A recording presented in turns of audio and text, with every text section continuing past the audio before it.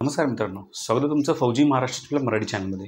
मित्रांनो, आजचा जो व्हिडिओ आहे तो आहे की BSF म्हणजेच बॉर्डर सिक्युरिटी फोर्स। प्रत्येकाला ही फोर्स माहिती आहे मित्रांनो, आपल्या भारत देशाच्या सीमेवरती काम करते मित्रांनो। आणि बेसिकली काय होतं की SSGD थ्रू आपल्या BSF मध्ये भरती होत जातं। परंतु मित्रांनो, याच BSF मध्ये काही वेकेन्सी आलेल्या आहेत। जवळजवळ 141 वेकेन्सी आहेत आणि प्रत्येक पोस्टसाठी मॅक्झिमम 10वी पास, 12वी पास आणि ग्रॅज्युएशन अशा वेगवेगळ्या प्रकारच्या ह्या पोस्ट आहेत। खूप चांगल्या अशा पोस्ट आहेत मित्रांनो आणि खूप चांगलं असं काम आहे। तुम्ही पुढे बघालच की कोणकोणत्या प्रकारच्या पोस्ट आहेत, कोणकोणत्या प्रकारचं त्यांचं काम आहे। आणि मित्रांनो, तुम्ही आता दुसरा प्रश्न तुम्हाला पडला असेल की ऑल इंडियामध्ये फक्त 141 पोस्ट आहेत। तर दरवेळी प्रत्येक व्हिडिओमध्ये मी एकच सांगत असतो की मित्रांनो, तुम्हाला फक्त एक जागा लागते, त्या एक जागेचा विचार करा। बाकी किती जागा आहेत, काय आहेत ह्याचा विचार करू नका। मित्रांनो, हा व्हिडिओ जर पूर्णपणे पाहिलात आणि जर तुम्ही त्यासाठी पात्र असाल तर नक्कीच हा फॉर्म भरा। नक्कीच मित्रांनो, तुम्हाला ही नोकरी मिळण्यासाठी हा व्हिडिओ कामाला येऊ शकतो। तर मित्रांनो, सुरू द्यायच्या व्हिडिओला त्यापूर्वी माझी थोडी माहिती सांगतो। मी आहे तुषार आणि तुमचा फौजी महाराष्ट्राचा आपला मराठी चॅनल। तर मित्रांनो, तुम्ही ते बघू शकता बॉर्डर सिक्युरिटी फोर्समध्ये काही वेकेन्सी आलेल्या आहेत। जवळजवळ 141 पोस्ट आहेत। यामध्ये 16 जून ही तारीख जी आहे ती शेवटची तारीख आहे। शेवटच्या तारखेचा कधीही विचार करायचा नाही। ज्या दिवशी फॉर्म भरायला सुरुवात होते त्याच्या 5 ते 6 दिवसाच्या आतमध्ये पूर्णपणे माहिती घेऊन, पूर्णपणे डॉक्युमेंट कलेक्ट करून आपल्याला फॉर्म भरायचे असतं। ते तुम्हाला प्रत्येक वेळी मी सांगत असतो आणि ह्यावेळीही सांगेन। तर मित्रांनो, ऑनलाईन पूर्णपणे आपल्याला फॉर्म भरायचं आहे। याचं जे स्टार्ट डेट आहे आपल्या याचं ते 18/5 पासून आहे आणि शेवटची जे डेट जी आहे ती 16/6 पर्यंत आहे। म्हणजे जवळजवळ 1 महिन्याचा कालावधी आपल्याला इथे दिला जातो। यामध्ये जर ॲप्लिकेशन फी पाहिली मित्रांनो, तर ॲप्लिकेशन फी जवळजवळ तुमची अनरिझर्व OBC आणि EWC आहे त्यांना 100 रुपये आहे आणि SC ST फिमेलसाठी मित्रांनो इथे फी नाही आहे। हे सगळ्यात बेस्ट आहे। मुलींना तर सगळ्यात चांगला चान्स आहे असं पण म्हणू शकतो। नेक्स्ट आता आपण बघूया की पूर्णपणे कशा प्रकारे एज लिमिट आहे याच्यामध्ये। म्हणजे ह्या ज्या पोस्ट आहेत मित्रांनो, तुम्हाला पुढे मी सांगेन यासाठी कशा प्रकारे एज लिमिट असणार आणि काय असणार आहे। तर जे पॅरामेडिकल स्टाफ आहे, आता पॅरामेडिकल स्टाफ म्हणजे मित्रांनो तुम्हाला थोडक्यात सांगतो की जसं मेडिकल स्टाफ असतो, म्हणजेच आपल्या भाषेत म्हटलं तर तो मेडिकल स्टाफ म्हणजेच पॅरामेडिकल स्टाफ। तर याच्यामध्ये ग्रुप बीचं जे काय पोस्ट आहेत यामध्ये SI स्टाफ नर्स, SI म्हणजे आपले PSI थोडक्यात धरून चला। यासाठी 21 ते 30 वय तुम्हाला इथे दिलेलं आहे। शिक्षण मी पुढे सांगेन। त्यानंतर ग्रुप C मध्ये जे ASI लॅब टेक्निशियन आहेत त्यांच्यासाठी 18 ते 25 वय असणं इथं गरजेचं आहे।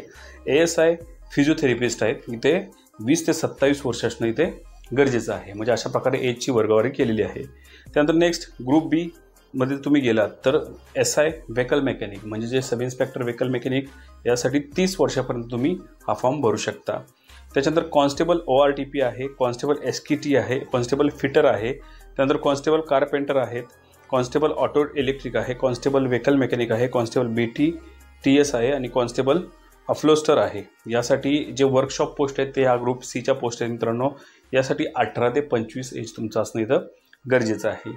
त्याच्यानंतर नेक्स्ट वेटनरी स्टाफ जो आहे ग्रुप Cचा, यामध्ये हेड कॉन्स्टेबल वेटनरी आहे आणि कॉन्स्टेबल केनलमॅन आहे। यासाठी वय तुमचं 18 ते 25 आहे मित्रांनो आणि जे वय आहे मित्रांनो ते 18 ते 25 आहे।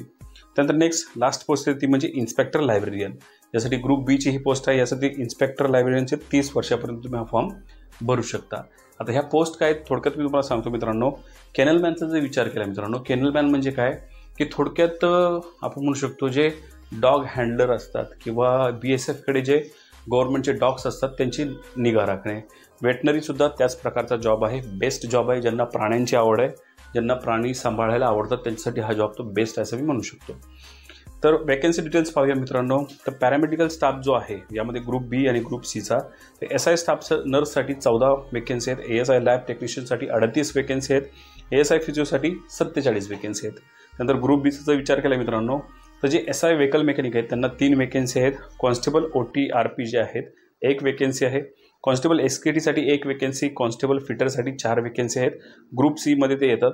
कॉन्स्टेबल कारपेंटरसाठी 2 वेकन्सी आहेत मित्रांनो, कॉन्स्टेबल ऑटो इलेक्ट्रिकसाठी 1 वेकन्सी आहे, constable vehicle mechanic 22 vacancy, constable BSTS साठी 2 वेकन्सी, कॉन्स्टेबल अपलोस्टरसाठी 1 वेकन्सी आहे। त्यानंतर वेटनरी स्टाफचा जर आपण विचार केला मित्रांनो, तिथं वेटनरी स्टाफमध्ये 1 वेकन्सी हेड कॉन्स्टेबलची आणि जे केनलमॅन आहे त्यासाठी 2 वेकन्सी आहेत आणि जे ग्रुप Bचे इन्स्पेक्टर लायब्रेरियन त्यांच्यासाठी 2 वेकन्सी, असे 141 पोस्ट तुम्हाला इथे पाहायला मिळणार आहेत मित्रांनो।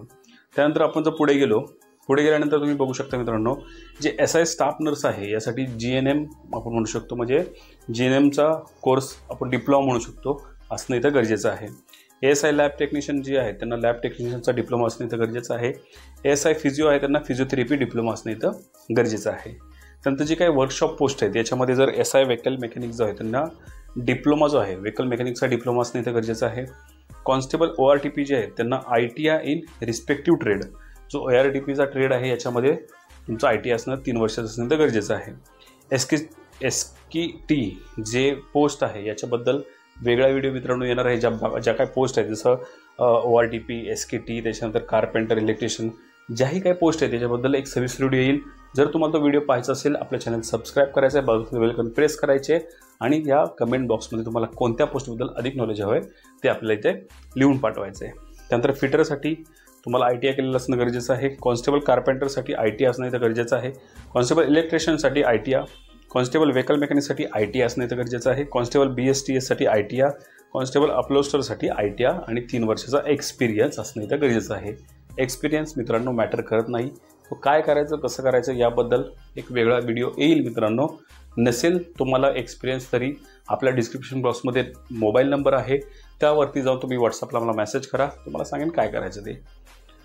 वेटनरी स्टाफमध्ये जे हेड कॉन्स्टेबल वेटनरी आहेत त्यांना 12th with biology OR BLDA he degree असणं इथं गरजेचं आहे. जे केनल आहेत त्यांना 10वी पास असणं इथं गरजेचं आहे.